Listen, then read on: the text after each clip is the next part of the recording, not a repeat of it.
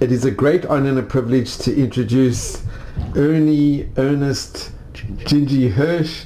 We're here in your beautiful apartment in Netanya, but you were born actually in Germany. I was born in Hamburg in 1935, and all my family are from Germany. I'm not sure, or from Hamburg, that I don't know. And in 1936, my parents decided that Adolf Hitler, that's over in a few months' time, and he went to Belgium, in Antwerp. I had at the time 2 sisters in London, married, with children. I was an uncle before I was born. My father's first marriage had 3 daughters, Paula, Tilly, and Lonnie.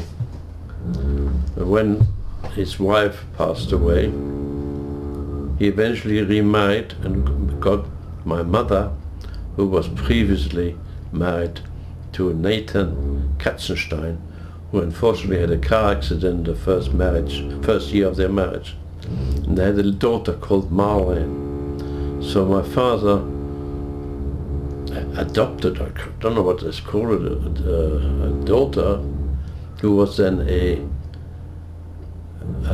what do you call it? Stepsister to my other 3 sisters.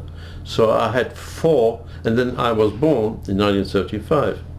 I had 4 half-sisters. And then in 1936 we went to Belgium, Antwerp. Why Antwerp? Because he had a lot of friends there who spoke the language. And he didn't want to bother my sisters or his daughters in London. And then one morning in 1939, the railway station in Antwerp was bombed. So we packed up a few things and we went to Dunkirk. But in Dunkirk they only evacuated soldiers, not civilians. So we went back to Antwerp to a ransacked apartment,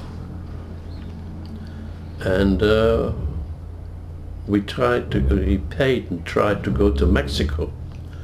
And somebody sold us the tickets, took our luggage, and we never saw him again. So we decided to go to Switzerland. My other sister, Lonnie, she decided to go her own way to Switzerland. And that's another story you should read. Unbelievable story. In any case, so we got stuck in Belgium, not going to Mexico, and our guide to Switzerland was shot in front of us. I remember it well. I must have been forever sick, in a place called Mons in Belgium. So my father went to Brussels to see the teacher of Lonnie, who was orthopedic, see if we can help. Can I ask who shot your guard? The Gestapo, the Nazis, you know. And you remember it? Yes, I've got the visual picture in front of me.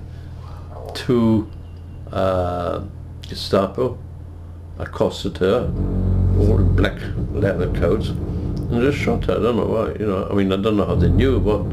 And just killed? Huh? Yeah. Killed.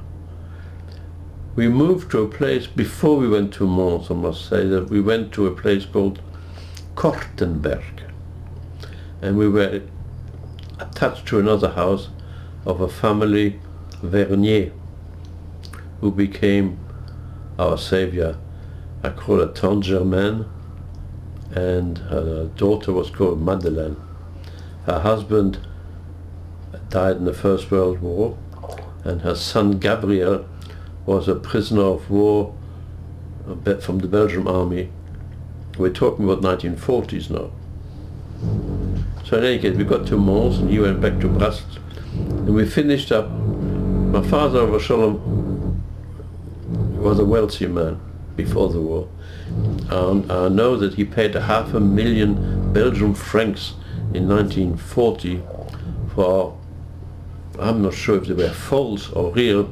In any case, we changed our name to a family Glorieux, and we had birth certificates, wedding certificates, ration cards, marriage certificates, everything was there. And we finished up in a little town called Rixensart, which is about 30 odd kilometers south of Brussels. And we registered in the little town. So when the Gestapo came and asked who is what, there was a family Glorieux, but they didn't bother. So we stayed in a big house for 5 years. I never went out. My father never went out. My sister Marlene came with us, never went out, and also a uncle. I don't know who he was related to.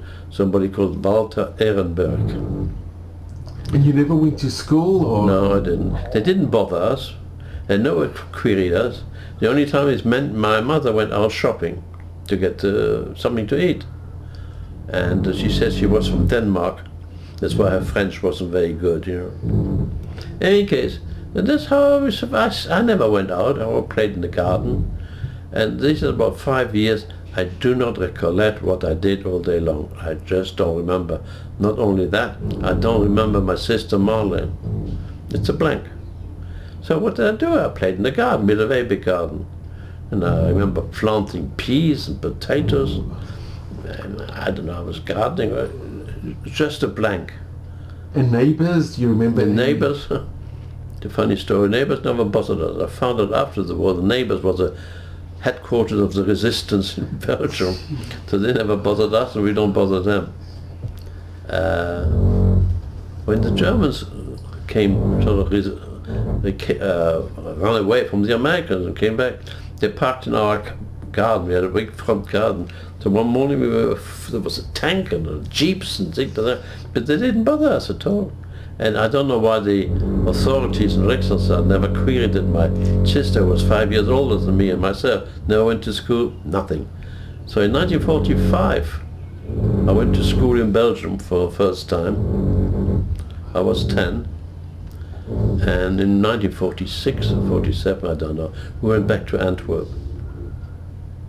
There I went to school in a place called Targemoni.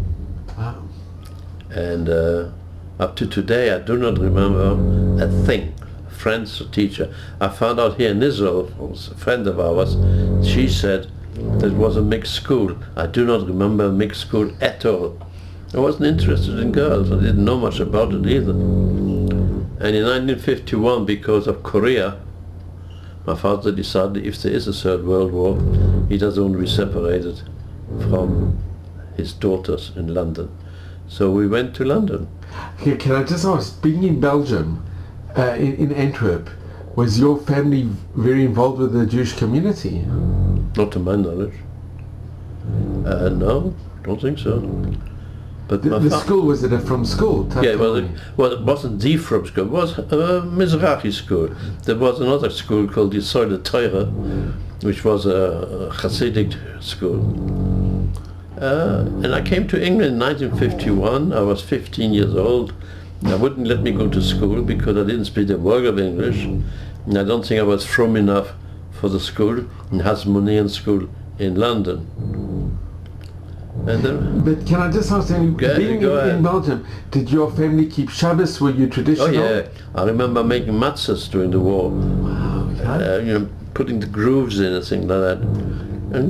And at one time, I think when there were some problems, we put all the sidurums and the tefillin and the talatim in a big dustbin and buried it in the garden. Things like that. In case there would be a search. Yeah, but it never happened, And did you manage to do Pesach or any of the Chagim? Everything.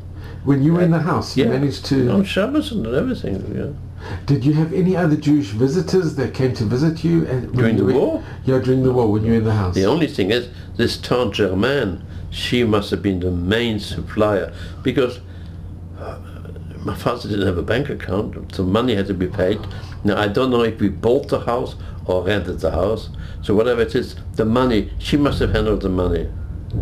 And also, I have got furniture here in Israel from Germany. Now, we didn't schlep it all over the place, so she must have kept some. I've got paintings and I've got little antiques. So the only thing I can think of, it's her kept it when we left Kortenberg. And what type of work did your father do that he managed to... He was in Germany. He didn't work. He volunteered to go to Belgium and never worked in Belgium. I remember even many years later, I applied for Belgium citizenship and Belgium benefits for losing Glassman, and they showed me a letter from my father of 1936 that he volunteered to come to Belgium and not to bother anybody. He retired in Belgium. Wow. Amazing.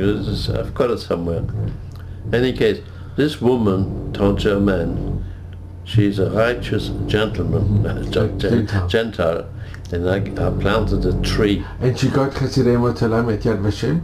Yeah. She was... Well, she did. She saved us.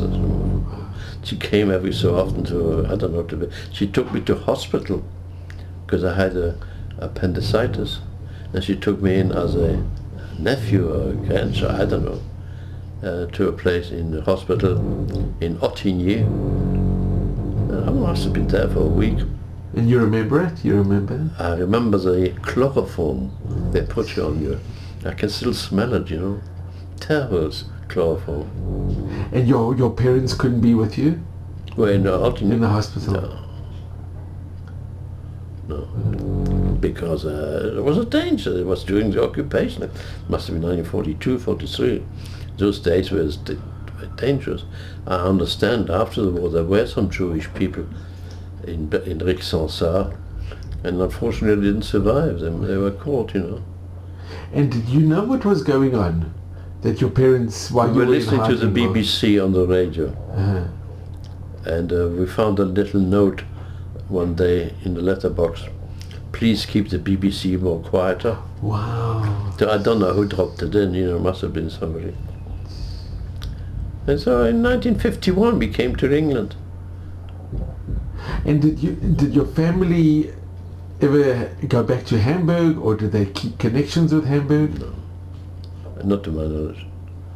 And what happened? Because all my father's brothers, they left all in 1937, 8, 39. They left Germany. They all left Germany. And as I've been working on their genealogy, I found them in Argentina, in Ecuador, in Canada, in Italy, in Philippines, in India. You know, they traveled all over the place to get out of it. And their family, children and grandchildren, great-grandchildren, they're all over the world. So there was no one from your immediate family that remained in Germany? No. And none of my family perished. Wow, that's amazing. The only person that we know perished, but I know perished, is my mother's mother. She was with us in Antwerp, and she said, I've got to go back to Germany to look after the cat. And we never heard from her again, you know. Is that all you want to know? No, so can I just ask, what is your first recollections growing up? What is the first recollections that you remember? Be more specific. Well, when you look back, what do you remember growing up? I remember just pinpoint. I remember I had 3 good friends in Antwerp after the war. Now I don't know if they were in my school or not, I just don't remember that. One went to Brazil, one went to Canada, one stayed in Antwerp, and we never kept contact. That was 1950-51. Mm-hmm. I remember very little in Antwerp. But in Rixensart I remember a few items. So don't forget, I didn't grow up in a normal way. I went to school when I was 10. I went to school for 4 years, and then at 15 in London, they didn't have me in school, so I went as an apprentice jeweler in a company, and I stayed there for 35 years. I became a director of production director. That's another story. I've got a lot of stories, but in 1956. I was 21. I volunteered to the Mifrat Sinai, right? Because they were looking for people to go on the border kibbutz while the younger staff was in the army. And I teamed up with some other boys from Manchester. And the first day we arrived in a kibbutz called Karmia.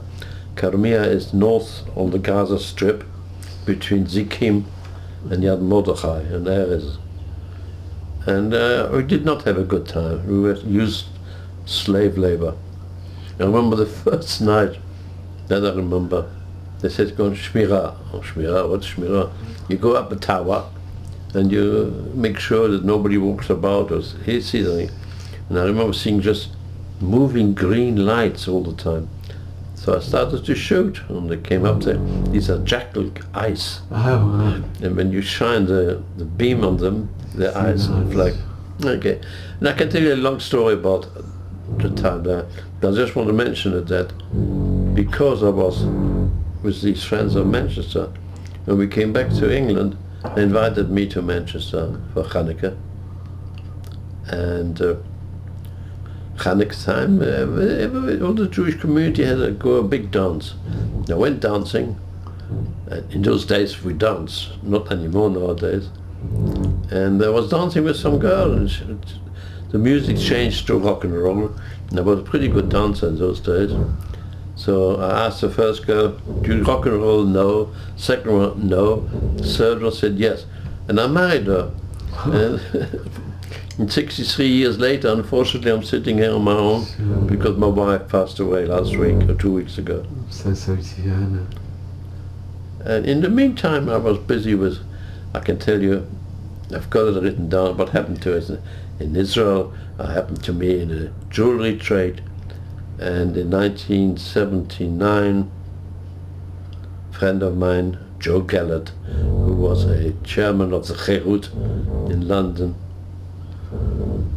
was asked by the Israeli embassy to find people to go to Russia.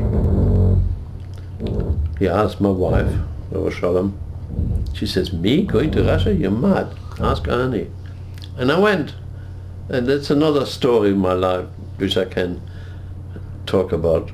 And when I came to Israel in 19... But you went to Russia and you helped with this... I went 3.5 times. And you had 3.5? Yeah, the last one they threw me out. KGB got me, sent me at home. That's another story. And when I came to Israel in the year 2000, I made sort of a vow, don't know when, that on my birthday, when I'm 65, I'm going to Israel. And that's what I did. Year 2000, 65, I retired, and on 22nd of August, my birthday, I came to Israel. And in Israel, there's another story. I was chairman of the synagogue, and I was gabber for 12, 15 years, house committee, and I worked a lot with the ACI, going to the airport, welcoming Olims. To welcome them and show them around, tell them. I worked with the police, I worked for the army here. So I had a busy life. But with the Russian Jewry, you had a close connection with Diane Ehrentraut. I sent him. First time I went, people said to me, go and see Diane Ehrentraut in Manchester. He used to live in Manchester those days. Diane Ehrentraut, I'd never heard of, didn't know. So I remember going with somebody, I can't remember his name now, Klinger, David Klinger. And we arrived there, a gentleman came in. I told him the story about Soviet Jewry, and then he left the room, came back, says, right, here's my diary, when do you want me to go? Wow. He went 3 times to Russia for me. He was quite a success.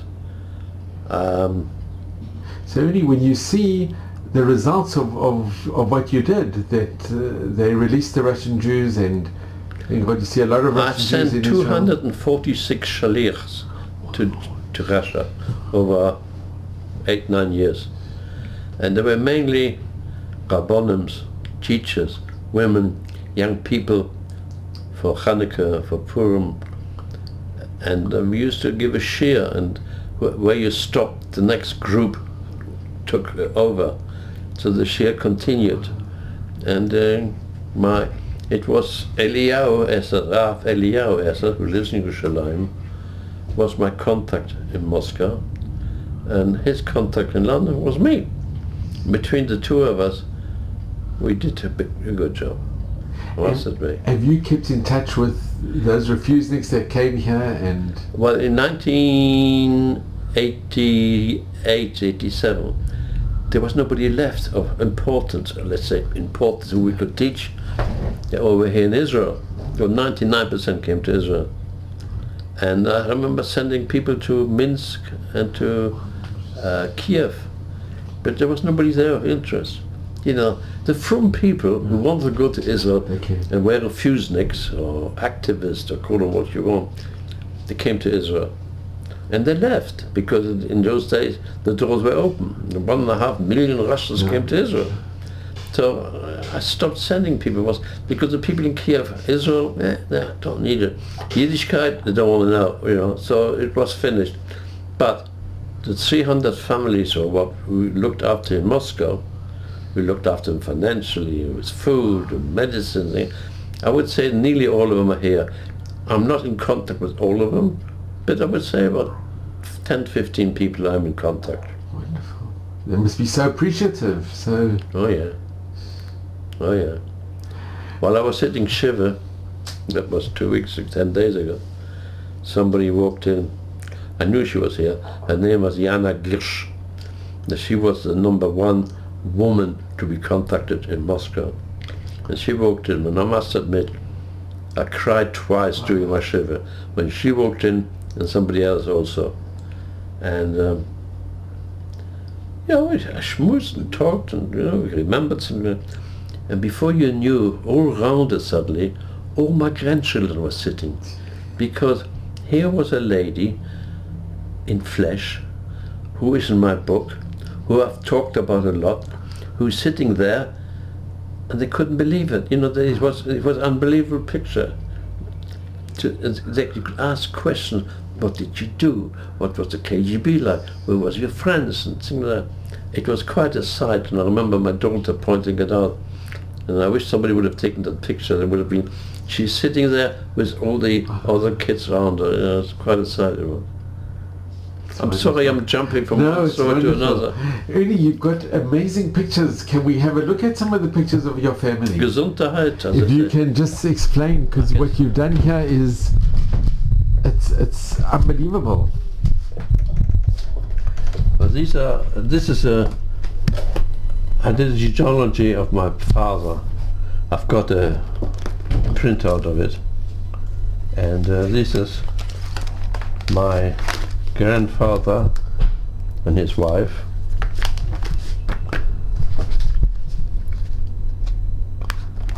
These are the 6 children.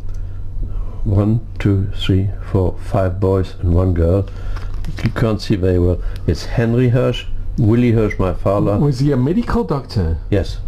And then this is Sigmund Hirsch, Jakob Hirsch, Alfred Hirsch, and Mathilde Hirsch. Mathilde Hirsch died very, very young. And this is... There's your father? But no, this is my uncle. Your and uncle. his 2 wives, right? This was the oldest son. Oh, okay. This is my father and his 2 wives. That's my mother. And this is the mother of the 3 girls, and she's the mother of the 1 girl. He was the 2nd in line. That's the 3rd in line, Sigmund and his wife. That's the 4th one in line, Jakob and Nelly. And the 5th boy was Alfred and Elsa. Now, my father, Henry Hirsch, the oldest, remarried his 2nd wife, his wife, Goldrirt. She was married before and had 2 sons, Alfred Benjamin, who kept his name. Otto changed his name to Hirsch. He was what do you call it? Well, he was it's like my sister, half brothers to the other ones. That's his wife, and that's a young lady. Her sister Mathilde. She died. She was 24. I don't know what happened to her. And that's my father. And he had 3 daughters, Paula, Tilly, Lonnie, my half-sister, and that's me. My father, first wife, 1, 2, 3 daughters. Lonnie married somebody called David in Switzerland, never had children. And then my father married my mother, whose first husband was Nathan Katzenstein, and they had a child called Marlene, who became a half-sister, and that's me. Now Feldenstein is Paula's, she's the oldest daughter, married a husband, 3 children. The oldest son married this lady, Jewry, and they had 3 children. It's amazing what you've done. I mean, this can go on. I don't think you got enough film. I don't think you got enough film, you know. Really, this is amazing. And you have a family tree as well? Yes, enormous family tree. If we could have a look, I think it's incredible. You can have a look, but there's no way I can unfold it all. And you did the family tree? Yes. I do quite a lot of painting. I don't know if you can see. You can see these are beautiful paintings. Well, I've got some more inside. Let me just put something on here. It's heavy. And Ernie, this is a picture of your wedding. Yes. Where were you married? I was married in London, in Gold's Green. Was it in which kahila were you involved with? Well, I was at Monk first. Ah, you were at Monks. And then I finished up at Hendon Nadas. Yeah, that's half of the tree. That's a tree. That's the tree. That's my father. And that's my one sister. That's half. It's incredible. And did Rabbi, who was the Rav that married you? Rabbi Monk. Rabbi Monk. And Rabbi Knoblowitz, who was a Rav of the Hendon Nadas. I got married to Hendon Nadas, but Rabbi Monk was my mentor at the time. And Rabbi Knoblowitz. But since then, I was a member of the Hendon Nadas for 49 years. And I was great friend and of Rabbi Roberts. I don't know if you know, Rabbi Roberts passed away just now on Shabbos. He lives in Manchester. He was 89. He was a great guy. His shiurums on Mincha, on Shabbos, was something out of the world. It was packed in the shul. Every Shabbos afternoon for Mincha, it was the thing of the week. I used to go to a lot of shiurs in London, not so much here because there's very few Rabbonim who can speak English. And my Ivrit's not good enough to follow a shiur. And you were very involved? Not so much. I was busy in those days. I was busy in the business. I was busy in Soviet Jewry. I was busy with my family. I had a lot of good friends. So, you know, here I was busy because I had more time. That's it about it. And Ernie, if I can just ask, if you can leave a message, or if you give a message, what do you impart to your children or grandchildren if they want to ask? Good question. Because you've seen so much and you've done so much in your life and you've achieved so much, but you've seen incredible. I always say to my children, follow the lineage of the family, the Hirsch family tradition. To be a good person, keep Yiddishkeit going, and do good for the society and for the rest of the clan. It's a wonderful message. But you know, Ernie, it's amazing. You've seen the worst and you've seen the best. You've seen the destruction, a third of our people. I cannot and go then back you've to seen Germany. the rebirth. I went back to Germany because I'm business in the jewelry trade, and it's very strong in Germany, a place called Pforzheim.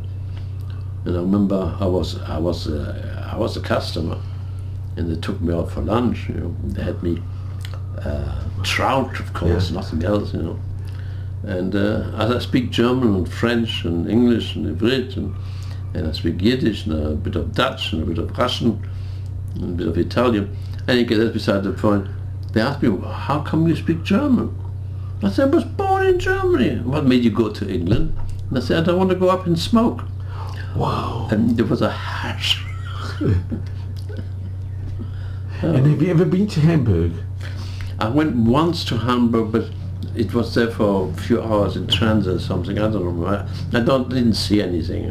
I don't want to go back. And to Belgium? Do you? I went to the 100th birthday of Tante Germaine, the one who saved us. And there's a story going. I'm walking about with quite a lot of people and things like that, and I hear her cousin, who was a galach, a priest with a white collar, and I hear him speak Ifrit to his wife. So, it was intriguing. So I went over to her and said, "Tell me, how come you speak Ifrit? It doesn't make sense." She said, "Can you switch off?" You hear the priest speaking in Hebrew? Yes. So the story goes, their daughter went to university, met a Jewish boy, got married and converted, and became they became very, very from Hasidic. He wasn't, she converted him so to Hasidus. And they moved to Israel, to Beersheba, and the only way to contact the grandchildren in speaking to them was in Hebrew. So they were practicing among each other to speak Hebrew. And she came over to me, she says, "My daughter lives in a hovel in Beersheba with about 12 children, but she's so happy. Why?" I said, "That lady, that Tante Germaine, she is the background of it, that's why." And I don't know what happened to them, but... And you were the one that actually got that you would become Chasidei Umat Olam, that you'd become righteous? Yes.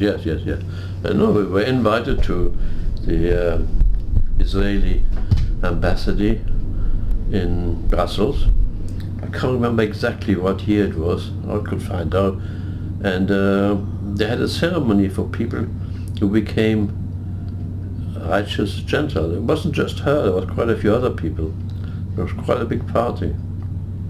And it was fascinating. There was a convent somewhere south of Belgium who looked after a lot of the Jewish girls, of which 2 of them are here in our compound.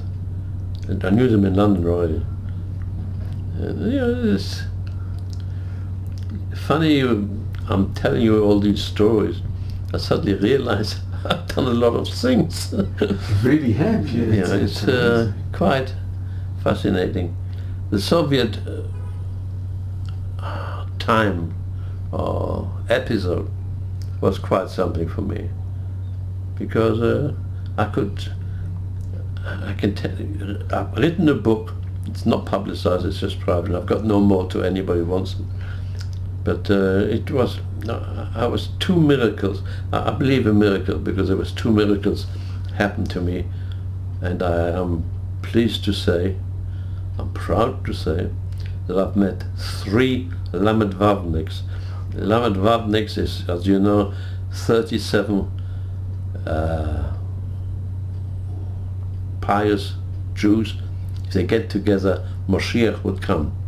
I don't think it ever happened, but beside the point. But I was pleased to meet 3 people. One was Rav Eliyahu Essas, one was Getzel Wilensky, and the other one was Avrom Miller. Avrom Miller, you can see, is not another life anymore. Eliyahu Essas is in Yerushalayim. I'm in contact with him. There's no problem. These are the 36 of the righteous. Yeah. And what were the miracles? The first time I went to Russia, I came back. I remember I think it was a Thursday morning, and I was to shul, came an early flight, and I told people, I clapped on the bimmer and I said, "People, you don't know, I've just come back from Moscow, and Jews, this and the other."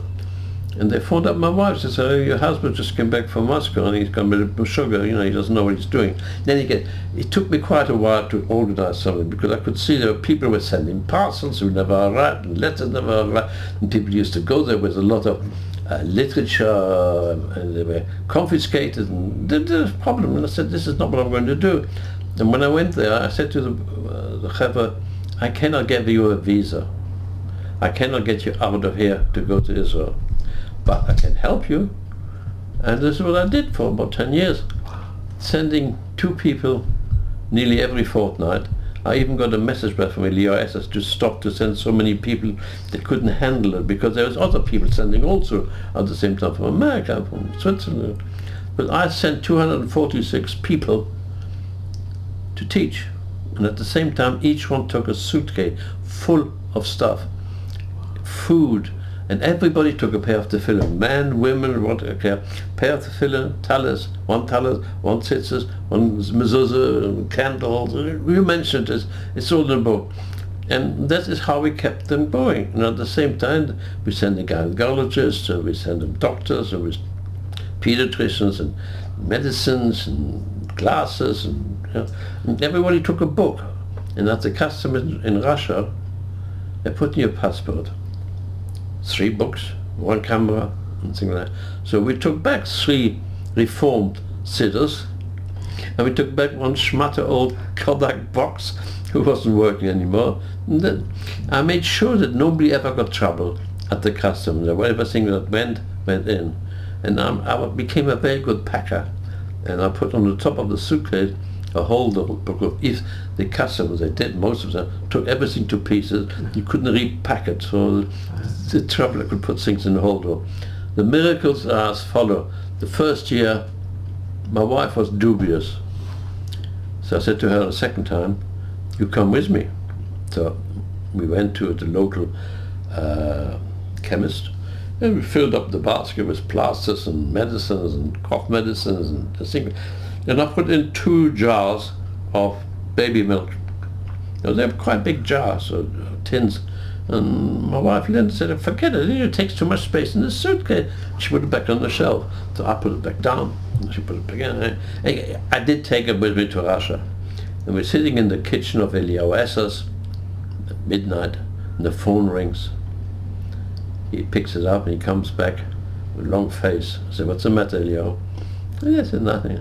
I said, well, come on, tell me. He said, well, his good friend, Karaivanov, his wife, Mira, gave birth, and she cannot feed babies. She couldn't feed the baby. I said, it's no problem, I've got baby milk. No, it's special for children. No, I've got it. Now, can you understand that at that time what happened? In my mind it went, I remember my wife, she went pale, to take something which we didn't know, happened like this. And from then on, every traveler took 2 tins of baby milk. I got very friendly with the chemist, and he knew what I was doing. And even the travel agent were very kind of me. I mean, listen, it became expensive, so I had to find the people, brief them.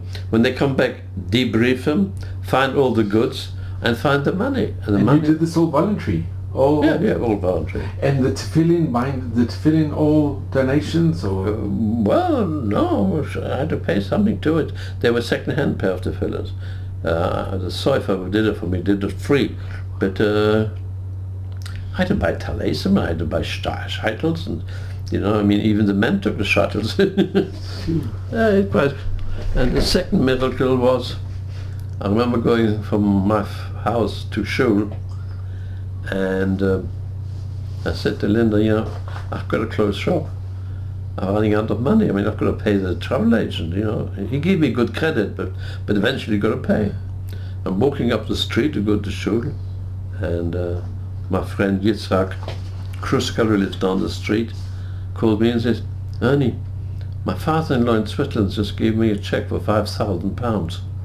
That was a lot of money in those days. So I'm saying, I believe in miracles. Sure. And that helped you. That helped you tremendously. But a lot of people helped me. And Ernie, can I just ask, when you went to Russia, did you mainly go to Moscow or Leningrad? I can only handle Moscow. Everybody said, why don't you go to Leningrad and Stalingrad? I said, come on, I've only got 2 hands, I can't do more. And but I understand that some of the stuff that we took in eventually finished up in the right places, and not only in Moscow. They were allowed to travel. I couldn't just go from Moscow to Leningrad. Yeah, you could have a visa, sort of, We took in always white Toblerone. They were to bribe the guards in the prisons. They'd never seen white chocolates before, So I understand that people like Volvosky, and I think even Sharansky got a bar of chocolate, you know. And your meeting with the refuseniks, did you go to their homes? Yes. And were you ever aware that you were being followed by the KGB? All the time. All the time? 24/7. Somebody was following you? Yes, you could feel it and you could know. I remember going with Eliyahu Essers through a little park, and suddenly he said, "Oh, I forgot my capo," you know, and he turned around, sort of instantly turned around, and there was a hush in the bushes, banging to people who were swearing. So they were following us. They knew what it was all about, but if you kept quiet and stieke, and you behave yourself, and you don't do anti-government thing, they left you alone. But there's a limit. And did you ever go to the main synagogue? Yeah, every time. Because the choral, it's a choral synagogue. Yeah, in what's it called again? I was there over Sukkot one year. I was there over Sukkot. We went. Was this now? It was a few years ago. Yeah. Nice show. It's a beautiful show. Yeah, we used to not to go to the show so much. We used to go to the Stiebel next to it, and Belensky and Avram Miller, they were giving shiurims there, and we gave him a salami. I remember once, and he was so happy with it. And the shochet, the shochet wanted a knife, a big knife. It was for shrita, for cows, not for chicken. So it's a big knife. How do you take something in like this? And a friend of mine phones me up and says, "I'm going to Russia," and he was doing garden equipment. I said, "Oh, I've got just the right job for you." He took the knife in, you know. And I remember giving a bouquet of flowers with 3 lulavims inside. Wow. The customs, they asked the girl, "What's all this?" She said, "Well, it's the flowers for the chambermaid." And she says, you know, I had an answer. We had an answer for everything that they would ask. And as you give them a proper answer, it makes sense, they let you do it, you know. They were very naive.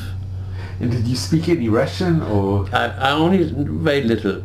I did 8 years of Russian here in Netanya, because when we came to Netanya, everybody was speaking Russian.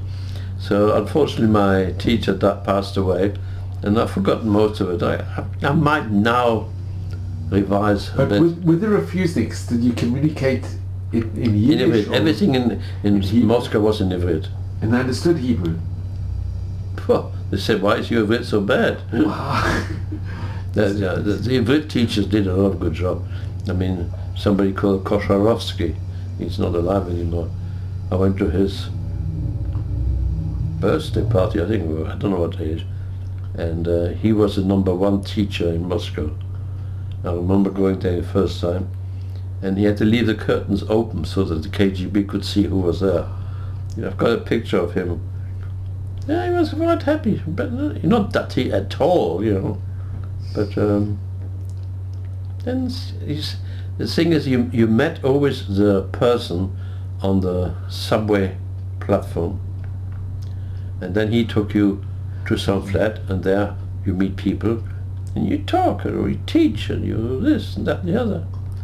And he then phones up another person to say that he's got some people from abroad, and to meet them. You know, they organized it all for you. You just made the first contact, and then the second contact the third one, and the third one, the fourth one. And you always meet people in the morning, afternoon, and evening. It was a 18-hour job, and after 7 days you couldn't do more. There's no way. I only sent them for 1 week, because you'll collapse. You don't eat, and there's the weather, and you're traveling, and then you talk all day long. Wow. And only when the Russian Jews were eventually freed and they could come to Israel, or they could leave the Soviet Union, you must have felt a tremendous sense of... I would say most, but I was in London, and the first question they asked me, "Why are you living in London? You can buy a ticket and go to Israel," you know. I said, well, I said to them, if I live in Israel, I can't do what I'm doing, you know. Even people here in Israel contacted me and said, can we get some food from you now? You know? Wow. I said, That's no. amazing. They were used to get, kosher cheese and salami and I forgot now. In my book, I've got detail because I could remember. Now it's nearly 40 years ago. I went in 1980 first in January. Never told me that it was so cold. -40. I remember wearing my pajamas and everything I could find in my clothing. And it was so cold. Yeah. Ernie, I'm just, it's amazing. Your life story is incredible and what you've achieved. And I've got lovely children. I hope they can see this. With your children. But they know. But did you, when they were growing up, did you tell them about your experiences leaving Belgium and... I think so, yeah. So it was never... My children definitely know. The grandchildren, I think so. I mean, I'm in contact with them sort of weekly. Yes, I would say they do. I mean, they've seen my book. They've seen what I've done with my family, and I think one of my grandsons has got my memoirs. So, I just want to thank you. I'm going to just come to... if I could just thank you so much. And it's been really the greatest honor and privilege to be with you. I'm so eternally grateful, and I'm just in awe of what you've achieved, really, from I don't think so special. I mean, it's just my life. What do you want me to do? I'll tell you, it's not just a life. From being, and you are a Holocaust survivor, to somebody who... I get a restitution. But you actually helped bring other Yidden. You saved the Russian Jewry. Yeah. So it's somebody who survived the Shoah. You saw the destruction, and you've seen the rebirth. What you've seen in your lifetime, it's cataclysmic in Jewish history. You've witnessed... I mean, Jana over the history before, the Eliyahu Esters and Chanin and Seligman and Sasha Bark and Menkoyevitz and I've forgotten all the other names, Karivanov and Lashevsky. Yes, they do appreciate what I've done. There's no doubt about it. When I'm in contact with them. Well, I'm so appreciative of spending the time with you, and you should just have Mazel Bracha and Ad Mevestrim in good health. 119, give me a year's peace. It's all the best. You should just be well and gesund. And Ernie, you are really somebody we can all really strive to emulate. Amazing. It's incredible. You should remain young and just have nachas and bracha. I've got a lot of memories. Thank you so much.